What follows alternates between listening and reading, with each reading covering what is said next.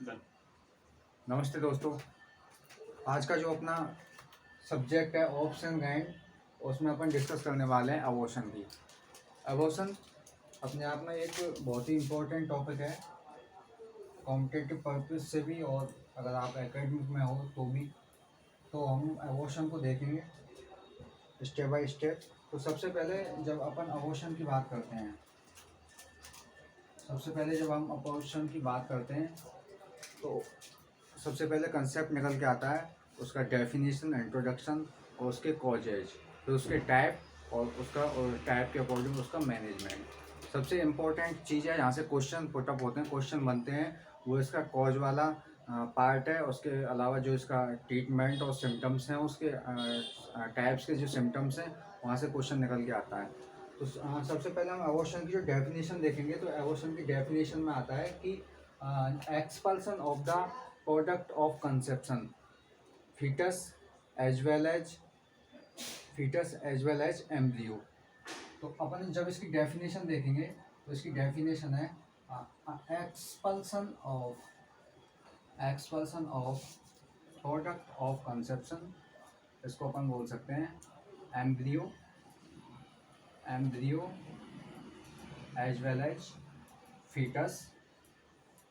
लेकिन इसमें एक शर्त है कि जो फीटस है, एम्ब्रियो है, उसका जो वेट है वो लेस देन 500 ग्राम। Condition number first. Condition number second है ये पीरियड ऑफ वायबिलिटी से पहले पहले होना चाहिए। इसका मतलब पीरियड ऑफ वायबिलिटी का मतलब कई जगह आपको 28 वीक्स देखने को मिल सकता है, कई जगह ये 22 भी होता है। अबॉर्शन में इसका मतलब 22 से ही लेके, वैसे पीरियड ऑफ वायबिलिटी का जो मतलब होता है वो 28 वीक्स तक देखने को मिलता है। तो यहाँ इस पीरियड ऑफ वायबिलिटी से मतलब है 22 वीक्स से पहले पहले। कहने का मतलब ये है कि जो अबॉर्शन है ना, अबॉर्शन का मतलब है कि expulsion of the product of conception foetus, embryo as well as दोनों हैं, उसका वेट 500 ग्राम से कम होना चाहिए, उसके जो पीरियड ऑफ वायबिलिटी से वो पहले होना चाहिए। इसके अलावा वो इंडिपेंडेंटली सर्वाइव करने में असमर्थ होना चाहिए। मतलब कि जो फीटस है, एम्ब्रियो है, या जो प्रोडक्ट ऑफ कंसेप्शन है, वो अनेबल टू सर्वाइव इंडिपेंडेंटली। तो ये जब सारी कंडीशंस का कोरिलेशन देखेंगे तो उस कंडीशन में हम उस एक्सपल्सन जो पार्ट है उसको हम अबॉर्शन कहेंगे। ये सारी कंडीशन फुलफिल होनी चाहिए, या तो वो 500 ग्राम से कम है, वायबिलिटी से पहले भी होना चाहिए, और इंडिपेंडेंटली सर्वाइव करने में वो अनेबल होना चाहिए। ये जो डेफिनेशन है, ये जो कोरिलेशन है, इससे डेफिनेशन निकल के आती है अबॉर्शन की। अब जब डेफिनेशन कंप्लीट हो जाती है अबॉर्शन की, तो जो इसका अगला पार्ट है उसमें अपन देखते हैं कॉजेज। कॉजेज काफ़ी इंपॉर्टेंट है। इसके कॉजेज में से क्वेश्चन काफ़ी बार पुटअप होता है। तो इसकी जो कॉजेज हैं, कॉजेज में जो कुछ इसके जो मेन कॉजेज हैं, कुछ रिस्क फैक्टर्स हैं। मेन कॉजेज की चर्चा करेंगे अपन, रिस्क फैक्टर्स हैं उनके बारे में भी डिस्कस करेंगे। तो जो कॉजेज की जब बात करते हैं, कॉजेज ऑफ अबॉर्शन, तो सबसे पहले जो निकल के आता है उसको अपन बोलते हैं जेनेटिक फैक्टर्स, और अपन इसको और क्रोमोसोमल कॉज भी अपन इसको बोल सकते हैं।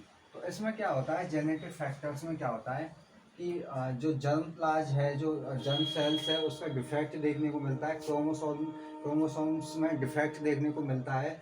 तो जब जेनेटिक फैक्टर की बात करते हैं तो इसमें फिर दो कंडीशंस देखने को मिल सकती हैं, या तो एन्यूप्लोइडी हो सकता है, या फिर वो पॉलीप्लॉइडी हो सकता है। तो अभी जैसा नाम है वैसा ही इसका काम है। अनइप्लॉइडी का मतलब है एबनॉर्मल क्रोमोसोम्स नंबर। क्रोमोसोम्स के नंबर एबनॉर्मल है। एबनॉर्मल में या तो वो कम हो सकते हैं या ज़्यादा हो सकते हैं। कम हो सकते हैं मतलब कि मोनोसोमी मतलब एक कम हो सकता है, या फिर कंडीशन होगी अगली ट्राइसोमी, या तो एक कम हो सकता है या एक ज़्यादा हो सकता है। जैसे कि जो नॉर्मल क्रोमोसोम्स हैं 23 पेयर्स होते हैं, 23 पेयर्स, अगर वो एक ज़्यादा हो जाता है तो अपन उसको बोलते हैं ट्राइसोमी, कम हो जाता है तो हम उसको बोलते हैं मोनोसोमी, ट्राइसोमी। तो इसका जो ट्राइसोमी भी कई तरीके की आपने देखी होगी, पढ़ी होगी, लेकिन इसमें जो मोस्ट कॉमन जो रेस्पॉन्सिबल ट्राइसोमी है ना, उसको बोलते हैं अपन trisomy of 16 number chromosome. 16 number की क्रोमोसोम मोस्ट कॉमन देखा जाता है एबॉर्शन के केस में। अब जो अगला है वो है पॉलीप्लोइडी। पॉली मतलब इंक्रीज हो रहा है, इसमें क्रोमोसोम का नंबर इंक्रीज हो रहा है। जैसे कि फॉर एग्जांपल ट्राइप्लॉइडी, ट्राइप्लॉइडी मतलब कि 3 टाइम्स, 3 गुना, मतलब कि जैसे फॉर एग्जांपल अगर क्रोमोसोम 23 पेयर्स हैं तो इसको अपन 3 टाइम्स करेंगे तो ये हो जाता है तुम्हारा कितना होगा, 3 और 3 9, 69। मतलब कि इसके ट्रिप्लॉइडी हो गई। इस ट्रिप्लॉइडी को क्या बोलते हैं, इस ट्रिप्लॉइडी को बोलते हैं molar, molar pregnancy, molar pregnancy या हाइड्रेटिडिफॉर्म मोल्स। मतलब कि जब जब ट्रिप्लॉइडी होती है तो एक कंडीशन निकल के आती है जो कैंसरस कंडीशंस है, उसको अपन बोलते हैं मोलार प्रेगनेंसी या हाइड्रेटिडिफॉर्म प्रेगनेंसी। तो इस तरीके से इसमें भी अल्टीमेटली हाइड्रेटिडिफॉर्म मोल्स में भी अल्टीमेटली अबॉर्शन देखने को मिलता है, सर्वाइव नहीं, ये कंप्लीट भी हो सकता है, इनकम्प्लीट भी हो सकता है। तो इस तरीके से जो जेनेटिक फैक्टर्स है वो अपना अबॉर्शन के लिए कॉज करेगा। इसमें अपन ने देखा कि मोस्ट कॉमन जो है ट्राइसोमी में वो 16 नंबर का है, या फिर अगर वो पॉलीप्लॉइडी क्रोमोसोम में एब्नॉर्मलिटी है तो वो उधर मोलार प्रेगनेंसी की तरफ जाएगा, और इसमें एनोप्लॉइडी में ये मोनोसोमी या ट्राइसोमी देखने को मिल सकती है। तो इस तरीके से जो मोस्ट कॉमन, मतलब कि जितने भी अबॉर्शन के जितने भी कॉज होंगे ना, उसमें ये जो जेनेटिक है ना, ये मोस्ट कॉमन होगा, ये सबसे ज़्यादा पाएगा। ये अप्रॉक्स 50 से 70% है ना, मोर देन 50% कॉजेज के लिए रेस्पॉन्सिबल होगा, और मोस्ट कॉमन रहेगा क्रोमोसोमल एबनॉर्मलिटी, कॉज नंबर 1। अब इसके बाद कॉज नंबर 2,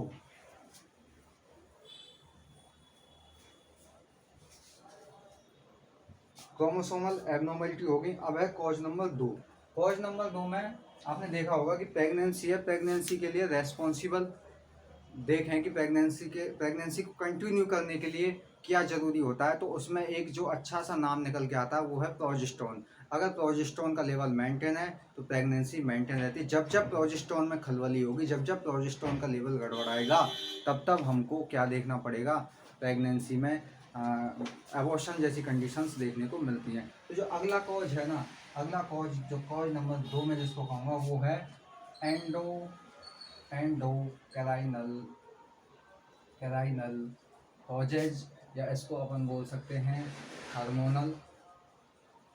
हार्मोनल कॉजेज, और इसको अपन ये बोल सकते हैं मेटाबॉलिक कॉजेज। बताऊंगा कैसे।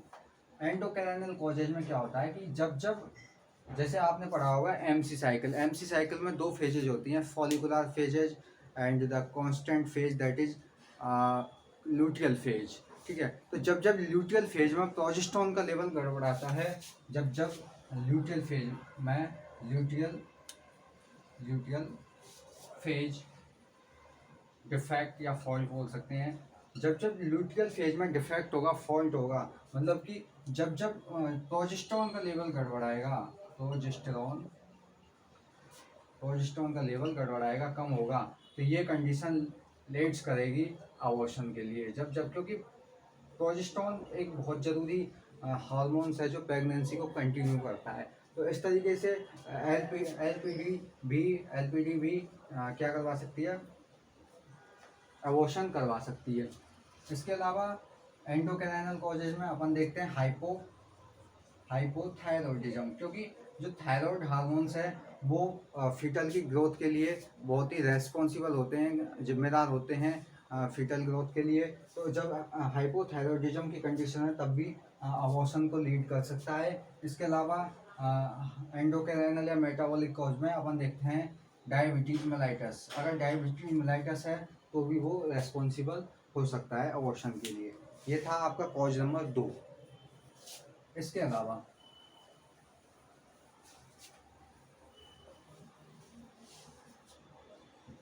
अलावा जो अगला कॉज है, cause number 3। Cause number first देख लिया अपन ने, सेकंड देख लिया। कॉज नंबर 3, कॉज नंबर 3 में कुछ स्ट्रक्चरल या फिर एनाटॉमिकल डिफेक्ट्स ऑफ यूटरस देखने को मिलते हैं। तो इसमें क्या होता है कि अब अपन ने देखा कि जैसे प्रोजेस्टेरोन जरूरी है प्रेगनेंसी के लिए, प्रोजेस्टेरोन का लेवल नीचे गिरा तो अबॉर्शन हुआ। इस तरीके से जो यूटरस है, यूटरस नॉर्मल शेप में नहीं होगा, मतलब यूटरस की कैपेसिटी इतनी नहीं है कि वो कैरी कर सके फीटस को, तो उस कंडीशन में भी अबॉर्शन देखने को मिल सकता है। तो इसमें क्या होता है कि जो यूटरस है ना, उसकी स्ट्रक्चर में डिफेक्ट देखने को मिलता है, वो due to Mullerian agenesis. Mullerian stage में जो उसमें डिफेक्ट देखने को मिलता है, तो उस डिफेक्ट की वजह से जो यूटेरस में कुछ कंजेनाइटल प्रॉब्लम्स देखने को मिल सकती हैं उसकी शेप में।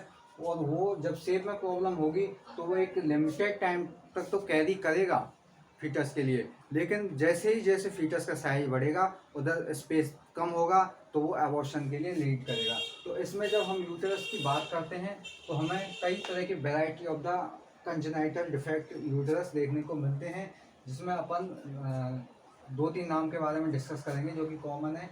जैसे कि एक आता है आर्क्वेट यूटेरस। इसमें क्या होता है कि जो अपन यूटेरस की नॉर्मल शेप होती है ना, यूटेरस की जो नॉर्मल शेप होती है, उस नॉर्मल शेप में एक जो यूटेरस का जो अपेक्स पार्ट है, फंडस पार्ट है, उसमें क्या होता है एक डिप्रेशन देखने को मिलता है इस तरीके से। तो डिप्रेशन देखने को मिलता है, उसको अपन बोलते हैं आर्क्वेट यूटेरस।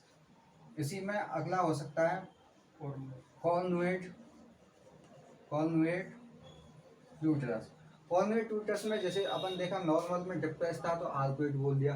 कॉन्वेट होता है तो कॉन्वेट में जो डिप्रेशन है वो और डीप में देखने को मिलेगा उसमें। जैसे ये और डीप में जाएगा तो अपन उसको बोल देंगे कॉन्वेट यूटेरस। और इसके अलावा फिर है बाई कॉन्वेट यूटेरस। तो ये क्या होगा, ये भी लगभग ऐसा ही है, लेकिन ये बिल्कुल और ज़्यादा डीप में जाएगा, बिल्कुल उसको 2 पार्ट में डिवाइड कर देगा यूटेरस को। यूटेरस बिल्कुल अलग अलग 2 पार्ट में दिखाई देगा। जैसे कि मान के चलो ये यूटेरस है तो वो कुछ इस तरीके से डिवाइड हो जाता है यूटेरस, इस तरीके से यूटेरस डिवाइड हो जाता है। ये फैलोपियन ट्यूब और ये इधर से इसका सर्विक्स पार्ट होगा। इस तरीके से यूटेरस 2 पार्ट में डिवाइड हो जाता है बाइकॉन्वेट यूटेरस में। एक होता है सेप्टेट यूटेरस। ये लगभग सेम ही लगेंगे तुम्हें दोनों, लेकिन इनमें डिफरेंस है। बाइकॉन्वेट में सेपरेट हो गया, मतलब कि यूटेरस 2 पार्ट में, बाई मतलब 2 पार्ट में डिवाइड हो गया। लेकिन सेप्टेट में क्या होता है कि इसमें भी इसी तरीके से जो डिप्रेशन है वो नीचे आएगा, लेकिन वो बिल्कुल सेपरेट। यूटेरस की जो बॉल है ना, बॉल कॉमन रहती है। इसमें तो ये होगा कि ये बिल्कुल सेपरेट हो गया यूटेरस, ये अलग हो गया, ये अलग हो गया। लेकिन इसमें क्या होगा कि जो बॉल है, जो बॉल मतलब सेप्टम प्रेजेंट रहेगा इसमें। जैसे कि सब फॉर एग्जांपल ये यूटेरस हुआ इस तरीके से, ये इसका फैलोपियन ट्यूब हुआ, ये सेप्टम बन जाता है। इसमें डिप्रेशन होता है वो सेप्टम, जबकि उसमें अलग अलग 2 सेपरेट यूटेरस बन गए थे। इसमें सेपरेट तो हुआ है लेकिन उसमें सेप्टम यानी कि एक कॉमन पार्टीशन मौजूद होता है। तो इस तरीके से और भी नेम देखने को मिल सकते हैं। तो ये इस तरीके से यूटेरस के डिफेक्ट हैं, वो भी फाइनली उसको जो स्पेस को कम करेंगे और एबॉर्शन को कॉज करेंगे। तो ये स्ट्रक्चरल डिफेक्ट हो गया। इसके अलावा स्ट्रक्चरल डिफेक्ट में और भी देखने को मिल सकते हैं, जैसे कि कुछ और सिंड्रोम होते हैं। जैसे कि फॉर एग्जांपल एक होता है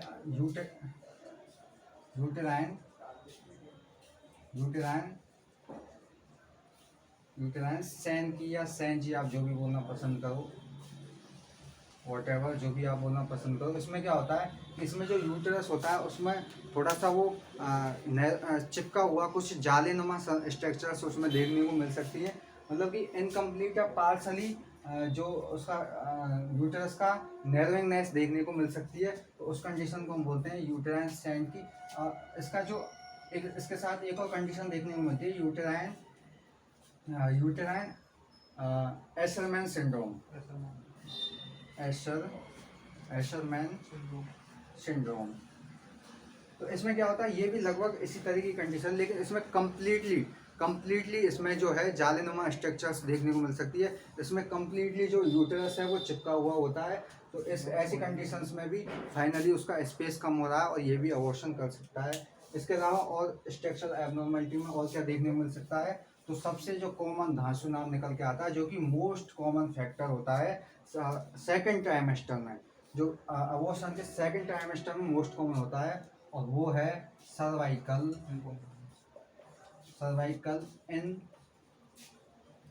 इनकॉम्पिटेंस। सबसे जो धांसू नाम मतलब कि सेकेंड ट्राइमेस्टर में ये सबसे मोस्ट कॉमन देखने को मिलता है सर्वाइकल इनको। तो इसमें क्या होता है कि जो अपने सर्विक्स है ना, वो जो फीटस को कैरी करने में अनेबल होती है, उसका जो वेट है उसको कैरी करने में अनेबल होती है। तो जब तक फीटस का वेट कम होता है तब तक ये कैरी कर पाती है, लेकिन एक लिमिटेड टाइम के बाद ये कैरी नहीं कर पाती है, तो इससे भी अबॉर्शन होता है। इसके अलावा इसमें और क्या है कि ये जो सर्वाइकल इनकॉम्पिटेंस है ये सेकंड ट्राइमेस्टर में है, और ये हमेशा रेस्पॉन्सिबल होती है रिकरेंट अबॉर्शन के लिए, जो बार बार अबॉर्शन मैं अभी बताऊंगा जब डेफिनेशन पार्ट में टाइप्स में रिकरेंट अबॉर्शन क्या है। तो ये रिकरेंट अबॉर्शन के लिए जिम्मेदार होता है सर्वाइकल इनकॉम्पिटेंस। और मैनेजमेंट में बात करेंगे कि इसमें किस तरीके से इसको मैनेज किया जाता है। तो ये स्ट्रक्चरल कॉज हो गया इसका। इसके अलावा जो अगला कॉज है 4 नंबर, तो 4 नंबर कॉज में अपन देखने को मिलते हैं कि कुछ मैटरनल प्रॉब्लम हो सकती है, जैसे कि मैटरनल इलनेस और इन्फेक्शंस हो सकते हैं। इलनेस एंड इन्फेक्शंस, तो इसमें क्या होता है कि कुछ इलनेस इन्फेक्शन, जैसे कि फॉर एग्जांपल टॉर्च इन्फेक्शंस, वेला सिंड्रोम हो सकता है, इसमें का टॉर्च इन्फेक्शंस है। इसके अलावा कुछ और इन्फेक्शंस हो सकते हैं, जैसे कि फॉर एग्जांपल मलेरिया है।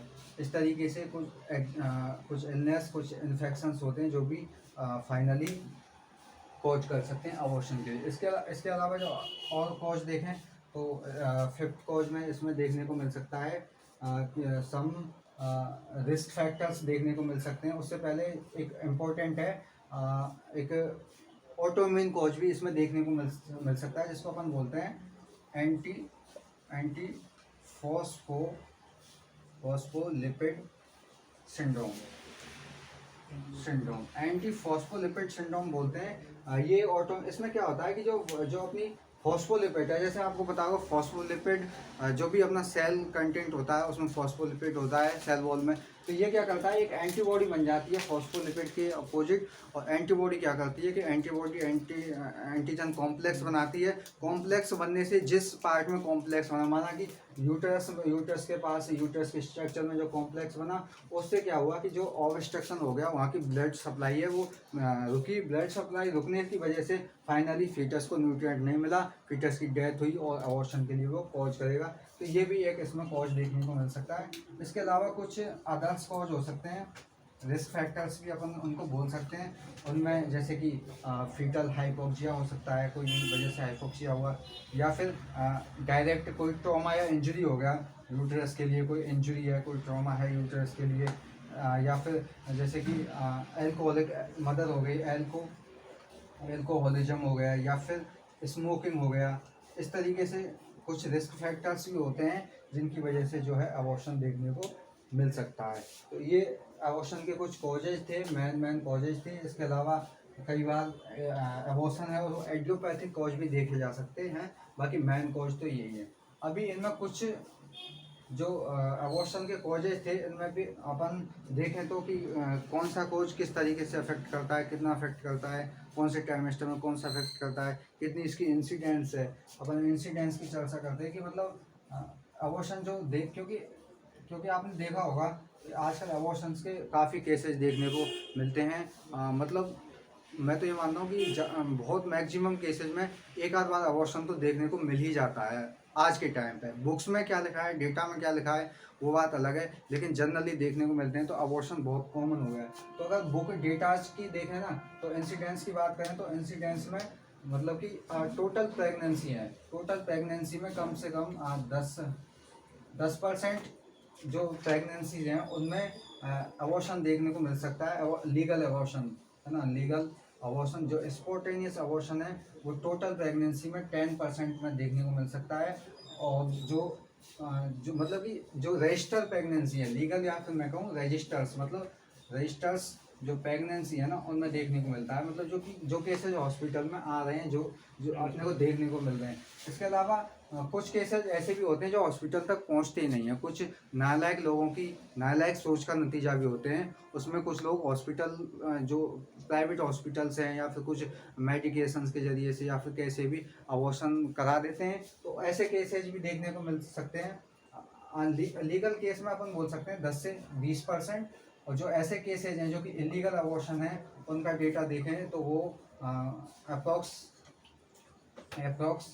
10% देखने को मिल सकता है। ये अबॉर्शन का एक मोटा मोटा इंसिडेंस है। इसके अलावा एक और इम्पोर्टेंट कि जो अबॉर्शन है ना, कि भाई कब अबॉर्शन ज़्यादा देखने को मिलते हैं, किस कॉजेज में डिस्कशन कर लिया कि कौन सा कॉजेज रेस्पॉन्सिबल है, सेकंड टाइमेस्टर में कौन सा रेस्पॉन्सिबल है, फर्स्ट में कौन सा रेस्पॉन्सिबल है, उस तरीके से देखें। लेकिन जो सबसे ज़्यादा जो अबॉर्शन होते हैं ना, अबॉर्शन के रेट की चर्चा करें, इंसिडेंस की, तो जो सबसे ज़्यादा अबॉर्शन होते हैं ना, जैसे अपन ने बताया कि 22 वीक से पहले तक अगर डेथ हो रही है फीटल की, है ना, तो उसको अपन ब्लीडिंग हो रही है तो वो अबॉर्शन में कंसीडर होती है। लेकिन अब जैसे देखें कि अपन जो टोटल केसेज है ना, तो उसमें से अप्रोक्स 70% जो अबॉर्शन है ना, वो देखने को मिलता है हमें बिफोर 16 वीक्स। मतलब कि जो कहने का मतलब ये है मोटा मोटा सा कि फर्स्ट टाइमेस्टर में अबॉर्शन के केसेस ज़्यादा देखने को मिलते हैं 70%। अब इस 70% का भी 70%, इसका भी 70% जो अबॉर्शन है ना, वो देखने को मिलेंगे आपको 8 वीक्स से पहले। फॉर एग्जांपल अगर 100 केसेज थे, है ना, अबॉर्शन के 100 केसेज थे, तो 100 में से 75% केसेज हैं वो 16 वीक से पहले यानी कि फर्स्ट टाइमेस्टर में देखने को मिलेंगे। उनमें से भी 100 में से 75% यानी कि 75, उस 75 का भी 75% केसेज है ना, वो 8 वीक्स में देखने को मिलते हैं अबॉर्शन के केसेज। ये इसका एक और डेटा है। इसके साथ साथ अपन ने डेफिनेशन देख लिया, अबॉर्शन देख लिया। अब इसका जो सेकंड पार्ट है उसमें अपन उसके टाइप्स के और उसके जो भी मैनेजमेंट है उसके बारे में चर्चा करेंगे। फर्स्ट पार्ट में इतना ही काफ़ी है, बाकी अपन सेकंड पार्ट में इसको कंटिन्यू करेंगे।